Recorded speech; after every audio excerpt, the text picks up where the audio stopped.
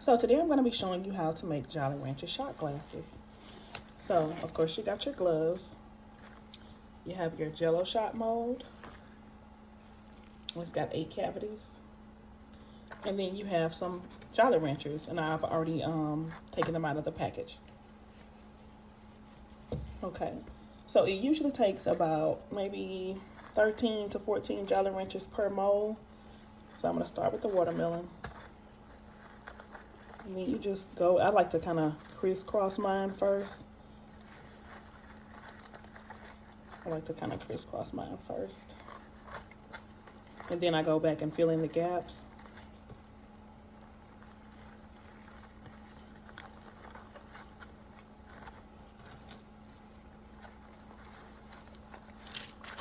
Sorry if it's sliding. It's parchment paper. And then you just go in and you fill in those gaps. Let me see. What's that?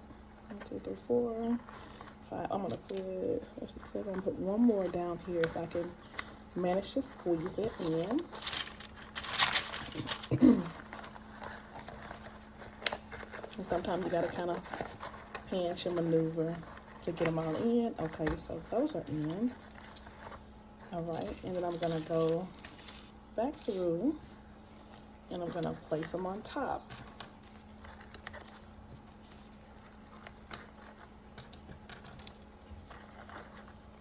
I think I did 8 at the bottom, and I think I'll do 7 or 8 at the top.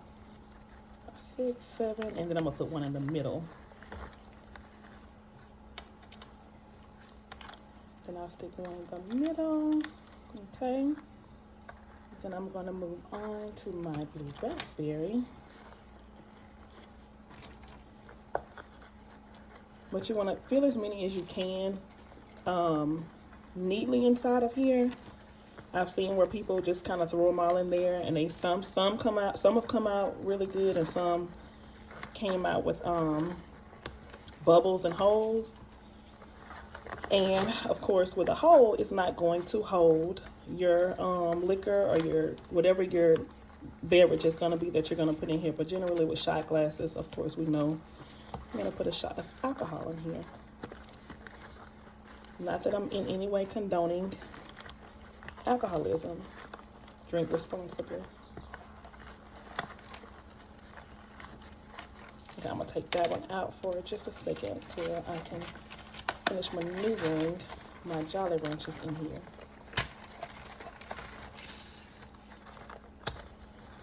Let's see, okay. So let me go ahead and fill in the top.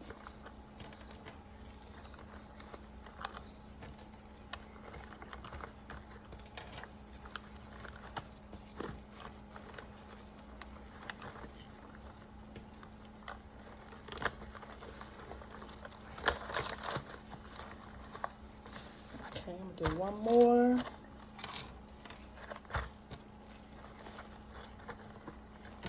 Well, rather, I'm gonna do one more on camera, and then I'm gonna come back when I have the whole mold filled in.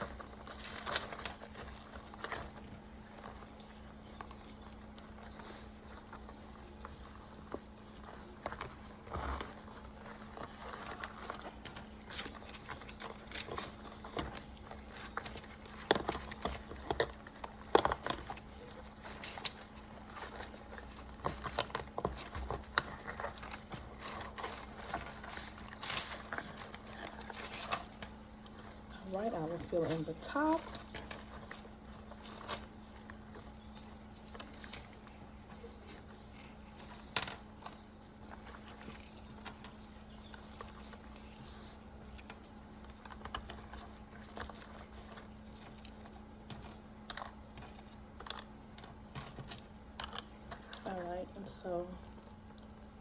this is how they should look basically. And like I said, I'll be right back once I get the whole cavity filled in and show you what temperature the oven should be on. And I will be back here. Okay, so once you're done filling your cavity, this is what it should look like, or your cavities. This is what it should look like. And also, I forgot to tell you that once you wash it, make sure that it is completely dry. You don't want to stick your candy inside of the cavities while it's still damp or while it's still wet, because even though your candy is going to be melting into your mold, it'll still leave it sticky. It'll still leave it sticky if it's wet inside your mold. All right, so that's what it should look like.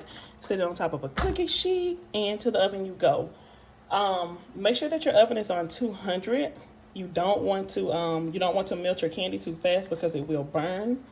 And you might want to leave it in for about 8 to 10 minutes, give or take. But you'll be able to eyeball it and see if it's all melted, if everything is together. Because let me show you what it looks like. So that's okay, I'll fix that. So you see how it's all deformed? Your mold is all deformed while your candy is inside of it. Once it melts, it's gonna go back to the shape that it was.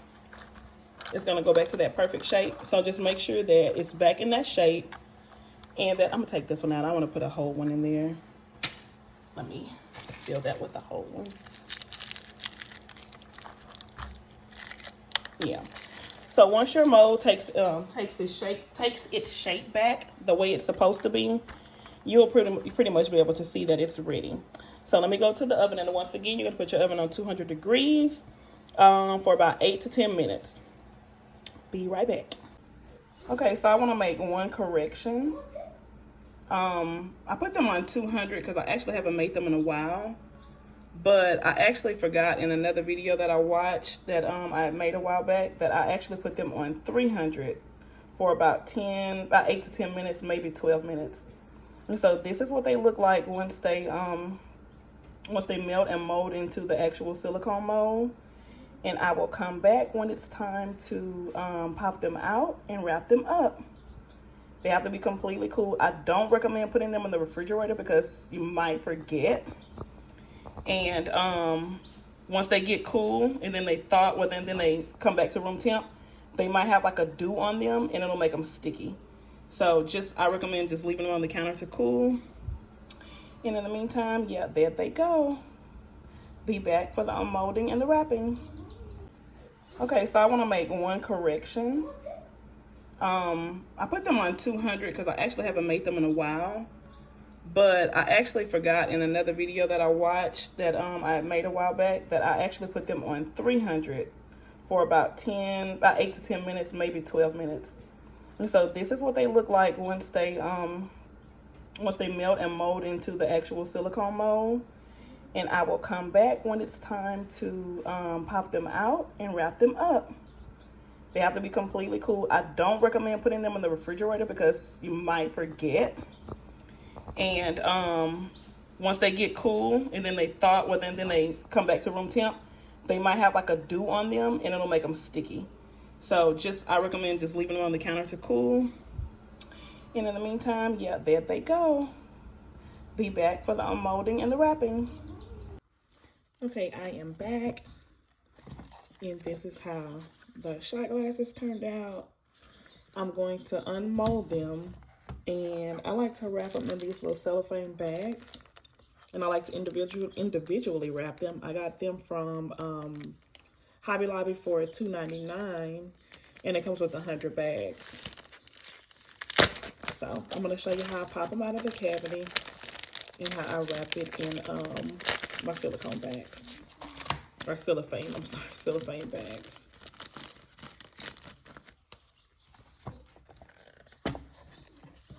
So you just push it up from the bottom. And you have to wait for these to completely cool off. If you unmold them before they completely cool off, you'll have, they'll take whatever shape. Like if you were to squeeze them, they'll take on that shape. Oh, I have a staple on there. I'm glad I caught that. But they'll take on that shape of you squeezing it. All right, so this is the mold. You have to make sure, I'm sorry, this is the shot glass. And you want to make sure that there's absolutely no holes in it on the outside or the inside, because it will not hold your liquid. So this is what they look like.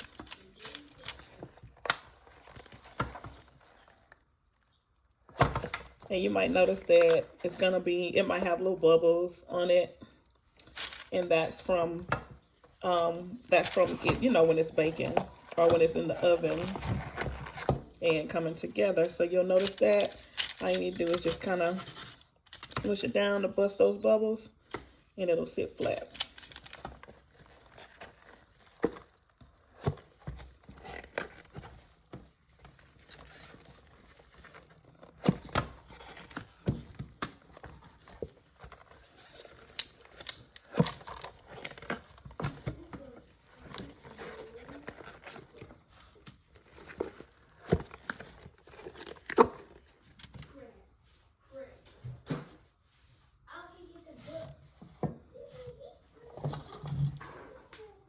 Okay.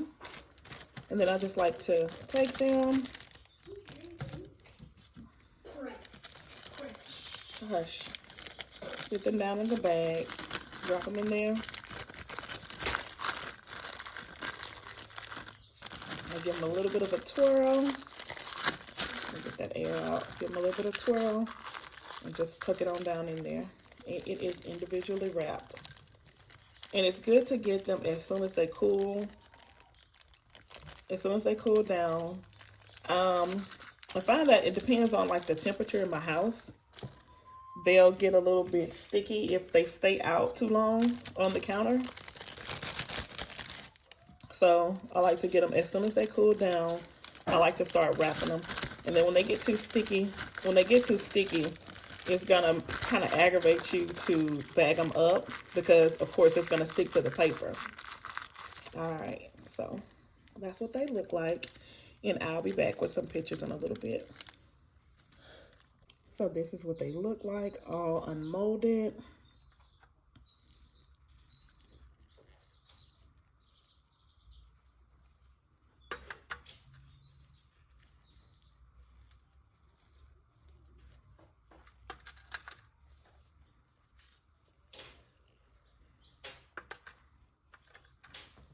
So that's what they look like.